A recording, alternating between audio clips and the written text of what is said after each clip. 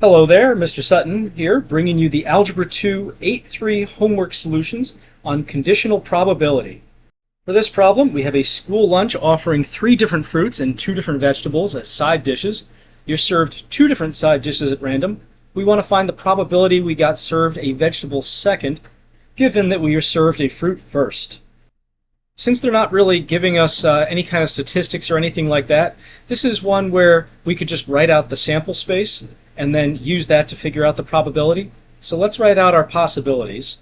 We have 3 fruits and 2 veggies. So for my fruits, I'll call those F1, F2, and F3. For my vegetables, I'll use V1 and V2. So our first possibility is we have the first fruit and the second fruit, and then F1 and F3, F1 and V1, and F1 and V2. And then we're just going to run through all the other possibilities. So we have the 4 possibilities where we start with the second fruit. So F2, F1, F2, F3, F2, V1, and F2, V2. Then we have F3 starting us off. So 4 possibilities where we have F3. And now we have the possibilities with the vegetable first. So V1 and F1, V1, F2, V1, F3, and then V1, V2. And then our possibilities with the second vegetable first. So V2, F1, and then V2, F2, F3, and V1. So now if we want to figure out probability that we are served a vegetable second, given that we're served a fruit first, well, the fruit first ones here are these first 3 columns. So this is our sample space. This is going to be our denominator, the number of options in here. And the favorable outcomes are going to be serving a vegetable second. So let's look for all the ones where we have a V as the second letter. That would be these 6 down here. So then the probability of vegetable second given fruit first is going to be 6 over this whole red box that has 12 in it. And we can reduce 6 over 12 to 1/2. For this problem, they're giving us a table. Teachers administering 3 different versions of a test to his students, and here are the results. They want us to figure out, there's 2 parts to this. First part, they want us to figure out the probability that a student passes given that they took test A.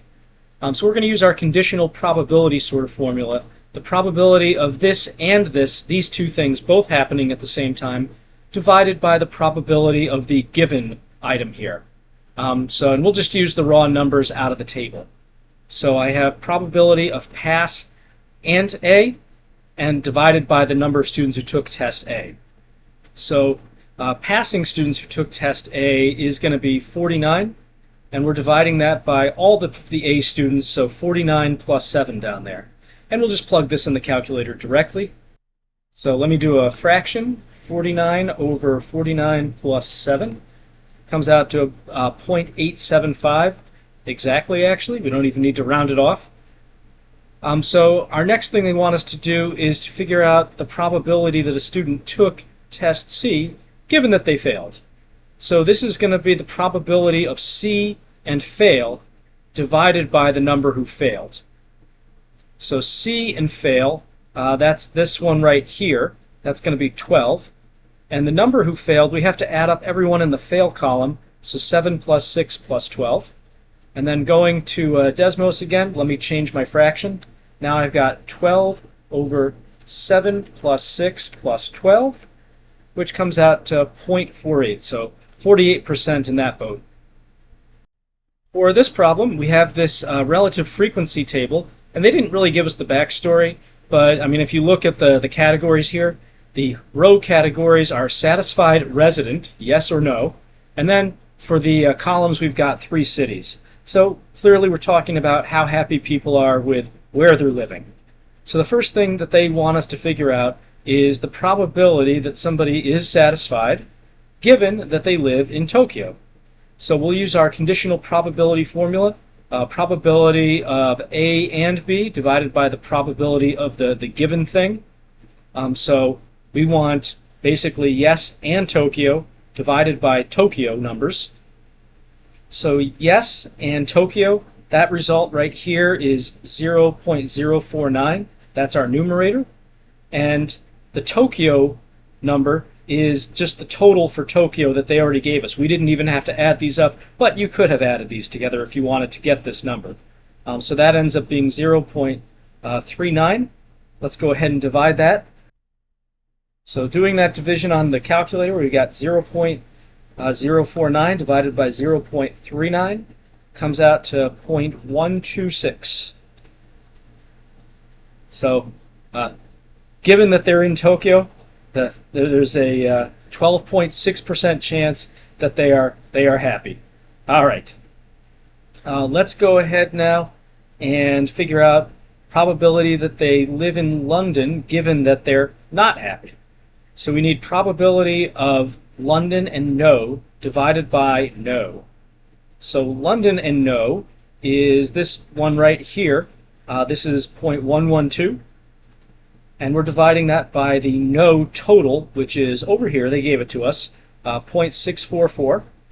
And let's go back to the calculator for that. So 0.112 divided by 0.644 comes out to about 0.174. So there's a 17.4% chance that somebody lives in London, given that they're unhappy. For this problem, we have the information that at a school, 43% of students attend the football game, 48% the homecoming dance, and 23% attend both. We want the probability that a student who attends the football game also attends the dance. So this is a conditional probability. We're given that they're attending the football game. We want the probability that they also attend the dance. So we're going to set this up with A and B. We're going to define our probabilities here.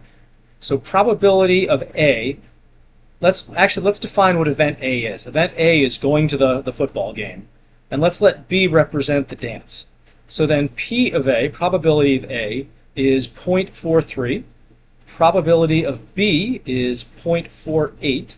And the probability of A and B, which we're going to need for our conditional probability formula, is this 0.23 the 23% is representing.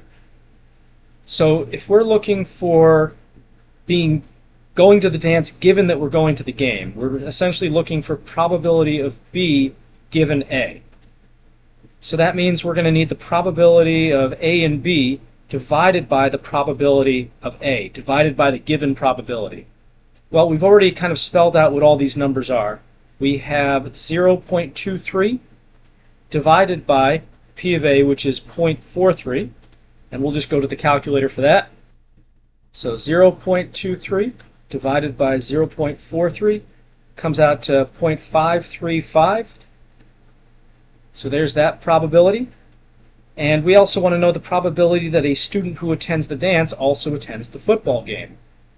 So now we're asking about probability of A given B. We're just reversing this process. So this is now going to be P of A and B divided by P of B. The given has changed. So that's still 0.23 in the numerator, but now probability of B we said was 0.48. So pretty close, but not exactly. So I'm just going to go back to my calculator and I'm going to replace this 3 with an 8 on that denominator. And now my new answer is 0.479. For this problem on the honors problem set, we want to find the quickest route to school. So we map out 3 routes, and before school we randomly pick one and record whether we are late or on time. Here's the findings in this table. Now, assuming we leave at the same time each morning, we want to know which route we should use. So the way we're going to tackle this is we're going to figure out the conditional probability of being on time given that we're using a specific route. So we'll do that for all 3 routes, and then we'll just see which one gives us the highest probability. So let's do route A first. So we're going to find probability of on time given A. So this is going to be, let's see, we need on time and A divided by A.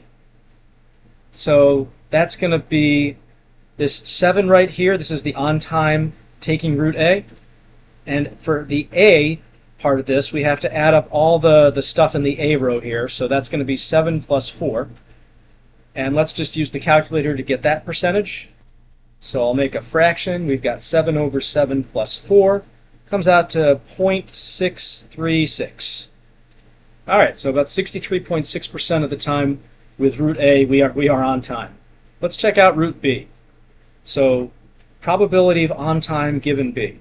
So this is on time and B divided by the B row now. So on time and B is 11, it looks like. And then we need to do 11 plus 3 to get the whole row on that one. Going back to the calculator, let me just move so I can see. So now we've got 11 over 11 plus 3, giving us 0.786, which is kind of considerably better than root A. Let's see if we can do even better with root C, though. So let's do on time given C. So that's the on time and C entry divided by the whole C row. So that's going to be 12 over 12 plus 4, which I could probably do without a calculator, but just let's be safe here. 12 over 12 plus 4 is 0.75, which is not quite as good as root B. Root B has the highest percentage, so I'm saying let's do root B.